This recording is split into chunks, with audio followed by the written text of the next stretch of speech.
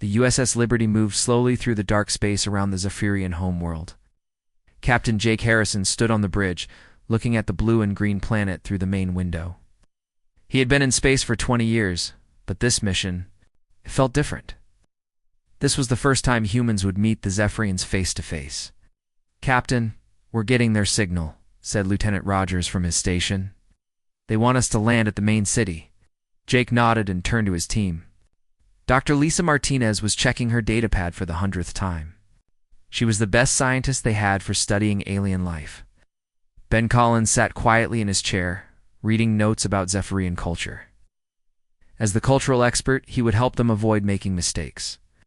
Amanda Foster stood near the door, her hand never far from her weapon. She was their security chief and trusted no one. "Remember, everyone," Jake said. "We're here to make peace. The Zephyrians asked us to come. They say they want to be friends." Lisa looked up from her pad. "Their messages seem friendly enough. They've been very polite in all our talks." Ben nodded. "From what I've read, they value respect and ceremony. We need to follow their customs." Amanda frowned. "I still don't like it. Why did they wait so long to invite us down? We've been talking to them for months." Jake understood her worry. The Zephyrians had been strange about the whole thing. First, they had refused to meet in space. Then they had asked for only a small team to come down. They had been very specific about who could come and who could not. The ship shook slightly as they entered the planet's air. Through the window, Jake could see a huge city made of tall crystal towers. The buildings seemed to glow with their own light. It was beautiful and strange at the same time. "Landing in 5 minutes," called the pilot. Jake took a deep breath. "This is it, people. Let's make history." The landing pad was made of smooth white stone. As soon as they stepped off their shuttle, Jake could see the Zephyrians waiting for them. They were tall and thin, with skin that looked like it was made of blue crystal. Their faces were sharp and angular, and their eyes glowed with a soft white light. The leader stepped forward. He was taller than the others and wore long robes covered in glowing symbols. When he spoke, his voice sounded like wind chimes. "Welcome, humans. I am Ambassador Veltar. We are honored by your visit." Jake stepped forward and bowed slightly, the way Ben had taught him. "Thank you, Ambassador. I am Captain Jake Harrison. This is Dr. Lisa Martinez, Ben Collins, and Amanda Foster." Glowing eyes looked at each of them. "Please follow me. We have prepared a great feast in your honor." They walked through the crystal city. Streets were wide and clean. Zephyrians stopped to stare at the humans as they passed. Some seemed curious, others seemed afraid. Jake noticed that Amanda was watching everything carefully. The building they entered was huge. The walls were covered in crystals that changed color as they walked past. The ceiling was so high that Jake could barely see it. Everything seemed designed to make visitors feel small. "Your city is amazing," Lisa said, looking around with wide eyes. "Thank you," Veltar replied. "We have built it over many centuries. Each crystal holds the memory of our people." They entered a great hall filled with hundreds of Zephyrians. Long tables were covered with strange foods and drinks. The smell was unlike anything Jake had experienced before. Some of it was pleasant, some was not. "Please sit," Veltar said, leading them to a table at the front of the room. "We will begin with the traditional welcome ceremony." Jake and his team sat down. The chairs were made of the same crystal as everything else, but they were surprisingly comfortable around them. The Zephyrians began to make musical sounds with their voices. It was beautiful and haunting. Ben leaned over to Jake. "It's incredible. Look at how organized everything is. They've planned every detail." Lisa was scanning the food with a small device. "The proteins are completely different from ours, but they seem safe to eat." Amanda was not looking at the food or listening to the music. She was watching the Zephyrians. "Something feels wrong," she whispered to Jake. "Look at how they're watching us." Jake looked around. The Zephyrians were indeed watching them very carefully. Their glowing eyes never seemed to look away. That could just be curiosity, Jake thought. Humans probably looked as strange to them as they did to humans.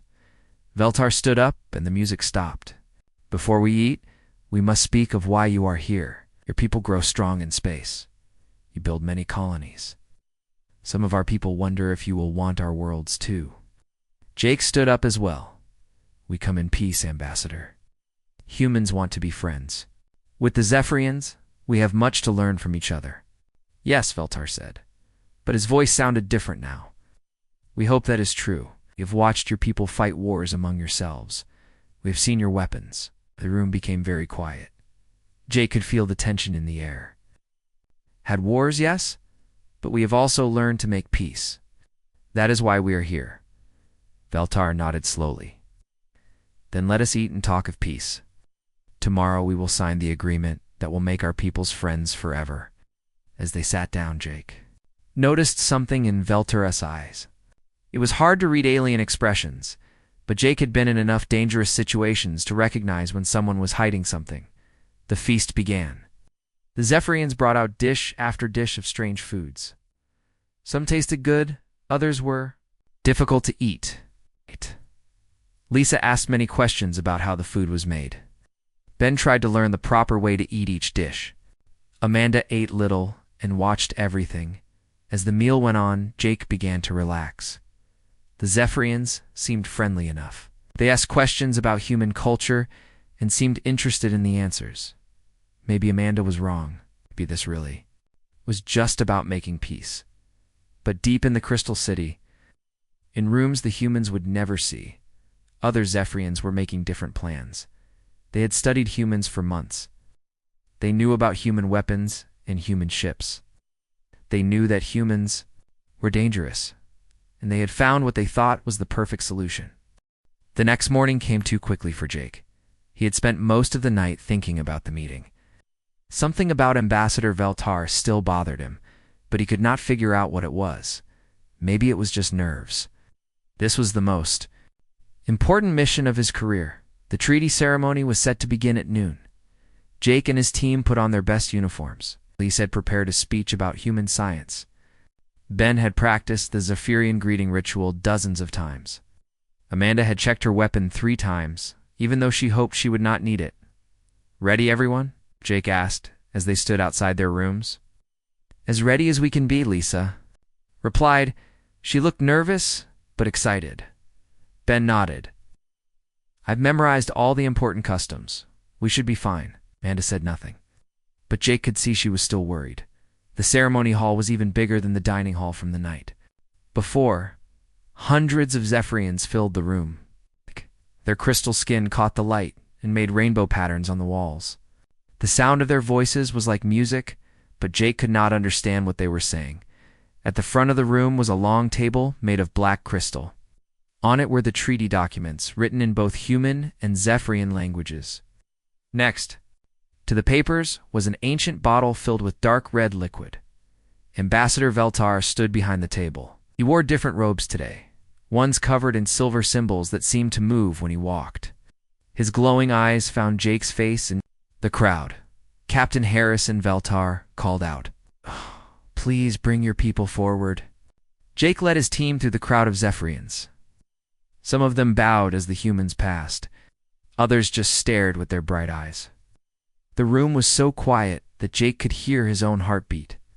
"Today we make history," Veltar announced too. "The room, humans and Zephyrians will be friends. We will share knowledge and protect each other from harm."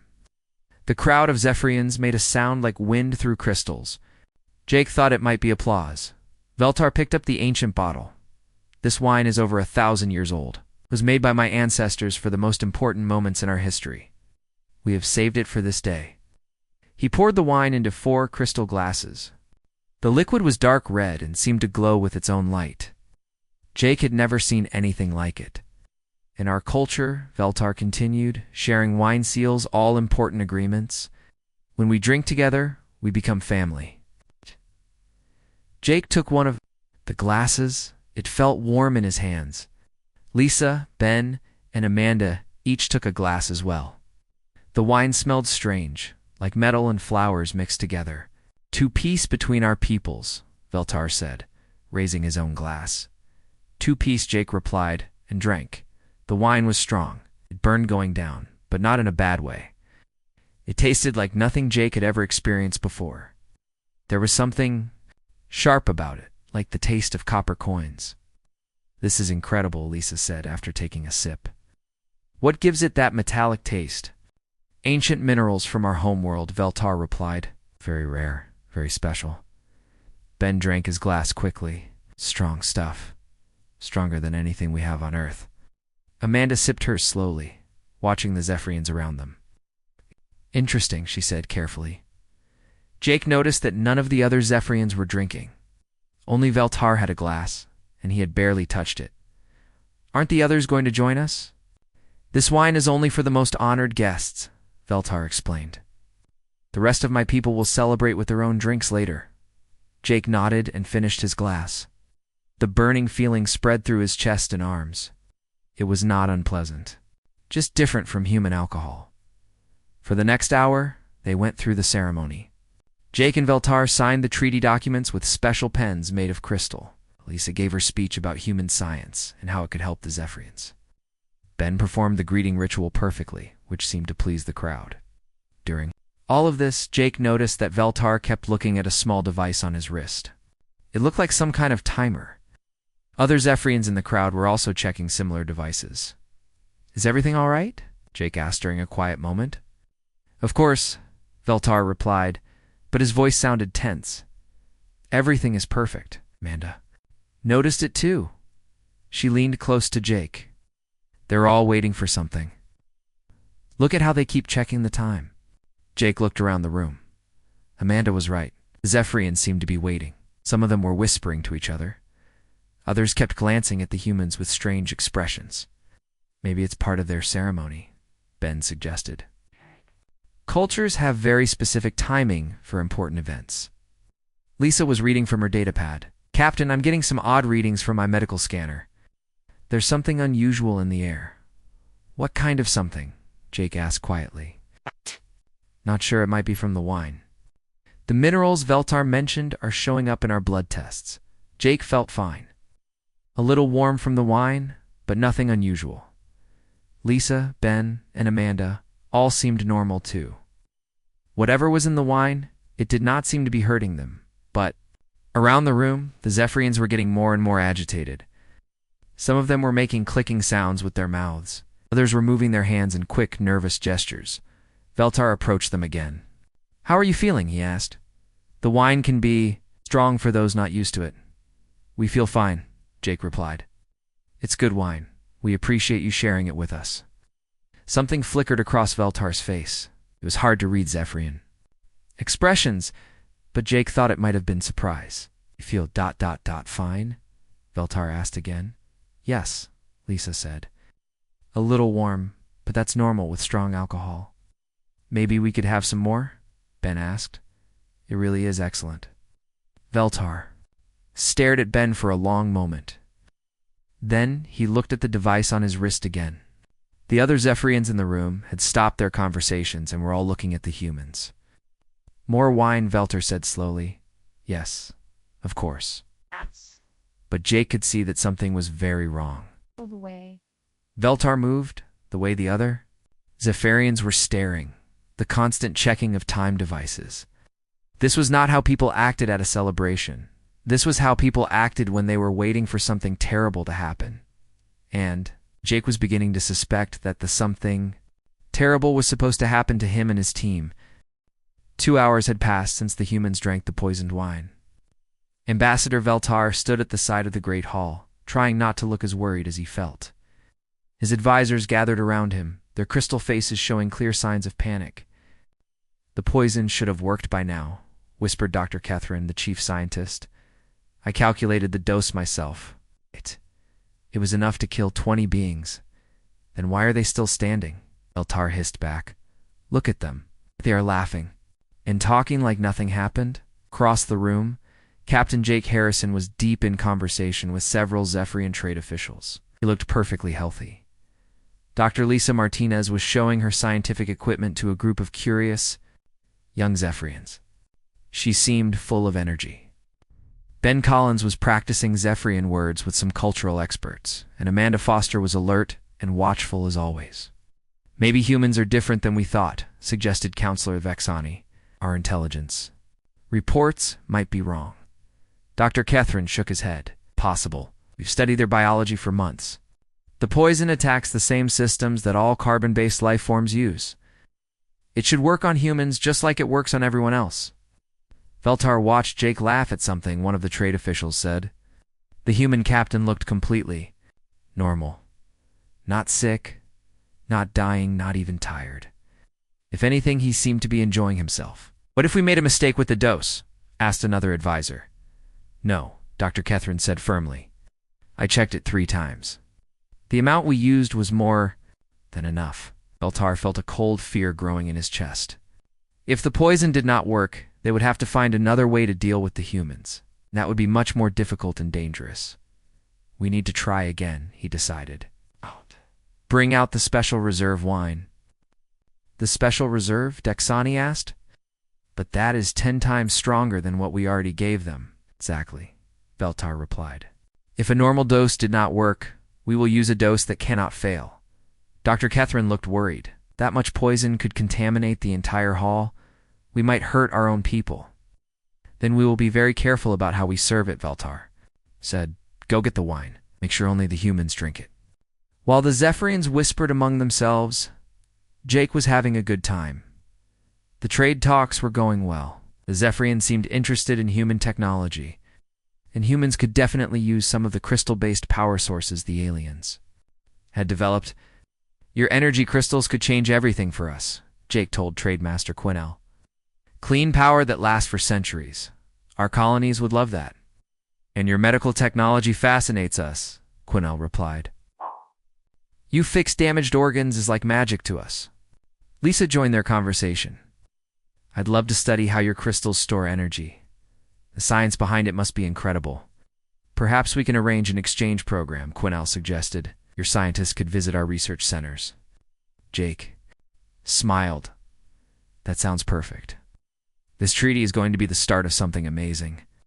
Ben walked over to them, looking excited. Captain, you should hear some of the stories they've been telling me. The Zephyrians have been exploring space for thousands of years. They've met dozens of different alien species. Really? Lisa asked. What are the other species like? That's the interesting part, Ben said, according to what they've told me. Most other species are much more fragile than we thought. Small doses of things that wouldn't hurt humans at all can be deadly to them. Amanda, who had been listening quietly, raised an eyebrow. Fragile how? Well, they mentioned that most aliens can't handle alcohol at all. Even small amounts make them very sick, and certain minerals that are harmless to us are poisonous to them. Jake felt a small warning bell go off in his head. What kind of minerals? Before Ben could answer, Ambassador Veltar approached them. He was carrying another bottle of wine, this one even older looking than the first. My friends, Veltar said, I hope you are enjoying our celebration. Very much, Jake replied. Your people have been wonderful hosts. I am glad to hear that. I have brought something very special to share with you. Veltar held up the new bottle. This wine is our most precious treasure. It is over 2,000 years old and made with the rarest minerals from the deepest caves of our world. Lisa looked interested. What kind of minerals? The same ones that give our crystals their power, Veltar explained. Very concentrated. Very potent. Shh. We only share this wine with our most honored guests. He poured 4 new glasses. This wine was even darker than the first, almost black. It seemed to glow with a deep red light that pulsed like a heartbeat. This is quite an honor, Jake said, accepting a glass. Indeed it is, Veltar replied. His voice sounded strange, like he was forcing himself to speak normally. Jake took a sip. This wine was much stronger than the first. It burned like fire, going down his throat and made his eyes water. But it was not unpleasant. It reminded him of some of the stronger whiskeys he had tried back on Earth. Wow, Ben said after tasting his. That's got a real kick to it. Lisa coughed slightly. It's like drinking liquid energy. I can feel it all the way down. Amanda drank hers in one quick gulp and made a face. Strong stuff, but not bad. Around them, the Zephyrians watched with growing amazement. Some of them were making soft, clicking sounds of distress. Others were backing away as if they expected the humans to suddenly explode. Veltar stared at the humans with what Jake was beginning to recognize as complete shock. ... You drank it all? Should we not have? Jake asked, suddenly worried. They had made a cultural mistake. No. Veltar said quickly. It is just... most beings cannot handle even a few drops of that wine. Well, humans are pretty tough, Ben said with a laugh. We've been drinking strong alcohol for thousands of years. How strong? Veltar asked. And Jake noticed his voice had gotten very quiet. Lisa pulled out her datapad. Let's see. Dear is usually around 5% alcohol. Mine is 12 to 15%.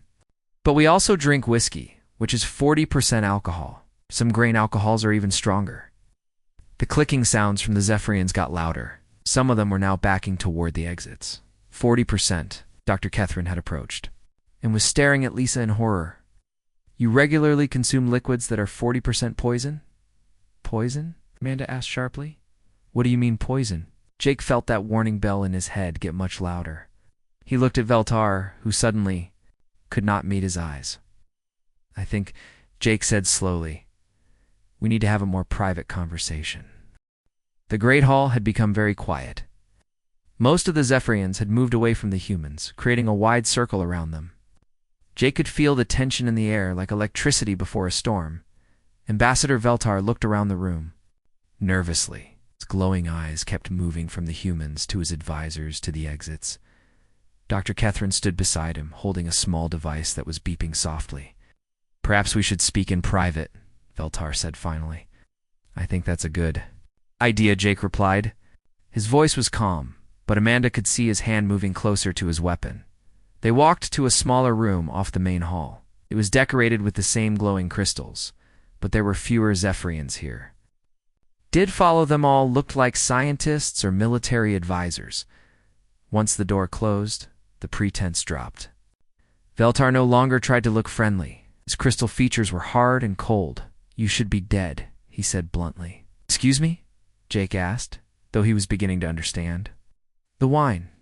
Both bottles. They contained enough poison to kill 100 of my people. Should have died within minutes of drinking the first glass. Lisa stepped forward, her scientific mind already working on the problem. What kind of poison? Dr. Kethron activated his device and showed them a holographic display. Zephyrian Death Crystal. It is the most deadly substance on our world. A single drop can kill most life forms. Well, Ben looked at the display with interest. What does it do exactly? It attacks the nervous system and breaks down cellular structures, Catherine explained. It causes paralysis, organ failure, and death. Very painful. Very quick. Amanda had her weapon out now, but she was not pointing it at anyone yet. So you tried to murder us? Yes, Veltar said simply. We could not allow humans to become a threat to our people. Jake felt angry, but he kept his voice level. Why? We came here for peace. Peace, Veltar said bitterly. You humans spread across the galaxy like a plague. You build colonies everywhere. You fight wars with weapons that can destroy planets. How long before you decide you want our worlds? 2. We don't want your worlds, Jake said. We want to be friends. That is what all conquerors say at first. Counselor Dexani spoke up. We have seen it before with other species. Lisa was still looking at the holographic display. This is fascinating. Poison works by binding to neural pathways and blocking cellular energy production. Yes, Catherine said, confused by her casual tone. It is extremely deadly. But look at the molecular structure, Lisa continued. It's very similar to ethanol. What is ethanol? Veltar asked. Alcohol, Ben explained. The stuff that makes humans drunk. Jake began to understand. You're saying the poison affects us the same way alcohol does. Lisa nodded excitedly. That's exactly what I'm saying. Wonder we didn't die? Our bodies are used to processing alcohol. We've been doing it for thousands of years. She pulled out her datapad and showed them some charts. Look, the poison you gave us has about the same effect on human biology as drinking beer. Maybe wine at the strongest. The Zephyrians stared at her in shock. You mean, Dr. Catherine? Said slowly. That what we consider the most deadly poison in the galaxy is the same as your recreational drinks? Pretty much, Amanda said with a grin. though I've had stronger stuff at college parties. Ben laughed. Remember that time on shore leave when we tried that Martian whiskey? That was way stronger than your poison? Martian whiskey? Veltar asked weakly. 120 proof, Jake explained. That's 60% alcohol. We drank it for fun. 60%, Vexani repeated. You voluntarily consume liquids that are 60% deadly poison for entertainment? Well, when you put it that way, it does sound a bit crazy, Lisa. Admitted Dr. Kethrin was frantically working with his device. The readings make sense now. Your blood shows the same changes we would see in someone who had consumed a mild intoxicant, not a deadly poison. So let me get this straight, Jake said. You invited us here to kill us. You poisoned our wine. The poison you used is weaker than what humans drink at parties. That appears to be correct, Veltar said. He sounded defeated. Now you're surprised that we're not dead. Very surprised, Catherine confirmed. Amanda started laughing. You tried to assassinate us with something weaker than beer. It is not funny, Veltar said angrily. You humans are dangerous. You consume poison for pleasure. You have weapons that can destroy worlds. You spread across space like a disease. We're not a disease, Jake said firmly. We're explorers. Yes, we've had wars. Yes, we've made mistakes. But we've also learned from them. That's why we're here, trying to make peace instead of conquering. How can we trust you? Vexani asked. If you can survive our most deadly poison, what else can you survive? Look, Ben said. I understand you're scared. But being tough doesn't make us evil. It just makes us good survivors. Lisa was still studying her data pad. Actually, this is really interesting from a biological perspective. Your poison works by disrupting cellular energy production, but human liver enzymes can break it down just like alcohol. We've evolved to handle toxins that would kill most other species. Why? Veltar asked. Why would you evolve to survive poison? Because humans like to drink, Amanda said simply. And we've been doing it for so long that our bodies adapted. Yeah. Adapted to survive poison because you enjoy consuming it, Catherine said slowly. That's about right, Jake confirmed. And you consider this normal? Completely normal, Ben said. Most humans can handle alcohol. Some better than others, but we're all pretty good at it. The room fell silent. The Zephyrians looked at each other with expressions Jake could not read. Finally, Veltar spoke. What do we do now? He asked. We tried to kill you and failed. You could declare war on us for this. Jake thought about it. He could, but that's not what we want. What do you want? Veltar asked. It's the same thing we wanted when we came here, Jake replied. Peace, friendship, a chance to learn from each other, even after we tried to murder you. Even after that, Jake said. But next time you're worried about something, maybe just ask us about it instead of trying to poison us. Veltar looked at his advisors. They had long conversation in their musical language. Finally, he turned back to the humans. Perhaps, he said slowly, we have misjudged your species. Perhaps you have, Jake agreed. The small meeting room stayed quiet for a long time. Ambassador Veltar looked at his advisors, then back at the humans. His glowing eyes showed confusion and something that might have been shame. We need to discuss this among ourselves, Veltar said finally. Can you wait here while we talk? Of course, Jake replied. Take all the time you need. The Zephyrians left the room through a side door. Jake could hear their musical voices through the crystal walls, but he could not understand what they were saying. It sounded like an argument. Well, that was interesting, Ben said once they were alone. Interesting is one word for it, Amanda replied. She had put her weapon away but was still alert. They tried to kill us with alien wine. Elisa was examining the empty wine glasses with her scanner. Okay, the chemical composition is really fascinating. If we could study this poison more, we might learn how to make better antidotes for other toxins. Always thinking like a scientist, Jake said with a smile. But we need to figure out what to do next. They tried to murder us. It's an act of war. But they failed because they didn't understand humans, Ben pointed out.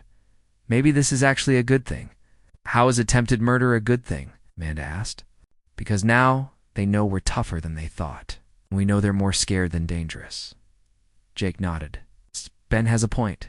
They didn't try to kill us because they're evil. They tried to kill us because they're afraid. Through the wall, they could hear the Zephyrian voices getting louder. It definitely sounded like an argument now. I wonder what they're fighting about, Lisa said. Probably whether to try shooting us next, Amanda suggested. The door opened, and the Zephyrians came back in. But this time, there was a new alien with them. She was younger than the others and wore different robes. Her crystal skin was more blue than the others, and her eyes glowed brighter. "This is Counselor Zixara," Veltar said. "She leads our young council members." Zixara stepped forward. "Captain Harrison, I want to apologize for what my people tried to do. It was wrong." "Thank you," Jake said. "That means a lot." "But I also want to understand," Zixara continued. "You say humans drink poison for fun.